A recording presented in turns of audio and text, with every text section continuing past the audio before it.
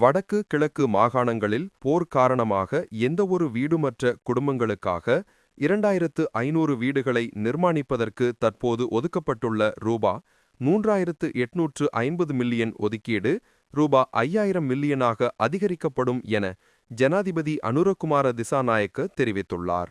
இன்று நாடாளுமன்றத்தில் முன்வைக்கப்பட்ட 2026ஆம் ஆண்டுக்கான வரவு செலவு திட்ட உரையின் போதே ஜனாதிபதி இந்த விடயத்தினை குறிப்பிட்டுள்ளார். அவர் மேலும் தெரிவிக்கையில், வீட்டுப் பிரச்சினைகளுக்கு முகம் கொடுக்கும் சகல தரப்பினர்களையும் உள்ளடக்கியதாக புதிய அணுகுமுறைக்கு அமைய தற்போது நிர்மாணிக்கப்பட்டு வரும் வீடுகள் அடங்கலாக 27,000 புதிய வீடுகளின் கட்டுமானப் பணிகளை பூர்த்தி செய்வதற்கு எதிர்பார்க்கின்றோம். குறைந்த வருமானம் கொண்ட குடும்பங்களின் வீட்டுவசதி பிரச்சினைகளுக்கு தீர்வாக அடுத்த ஆண்டு முதல் தமக்கெனதோர் இல்லம் அழகான வாழ்க்கை வீட்டுவசதி நிகழ்ச்சி திட்டம் கட்டம் கட்டமாக நடைமுறைப்படுத்தப்படும்.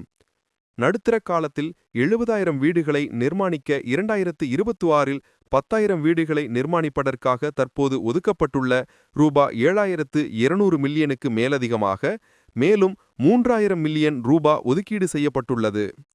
ஆப்பிள்வத்த மாதம்பிட்டிய பெர்குசன் மாவத்தை ஒபேசேகரபுர ஸ்டேடியம் கம கொலம்பேகிய மாவத்தை மற்றும் துரிங்டன் பிளேஸ் ஆகிய இடங்களில் வீடுகளை நிர்மாணிப்பதற்காக 15,000 மில்லியன் ரூபா ஒதுக்கீடு செய்யப்பட்டுள்ளது.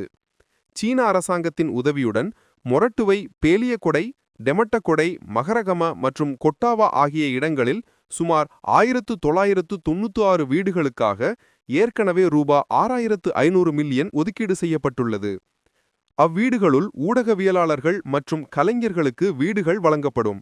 அரசாங்கத்தால் நிர்மாணிக்கப்பட்ட பழைய அடுக்குமாடி வீடமைப்பு கட்டடத் தொகுதியை புனரமைப்பதற்கு 1,180 மில்லியன் ரூபா ஒதுக்கீடு செய்யப்பட்டுள்ளது.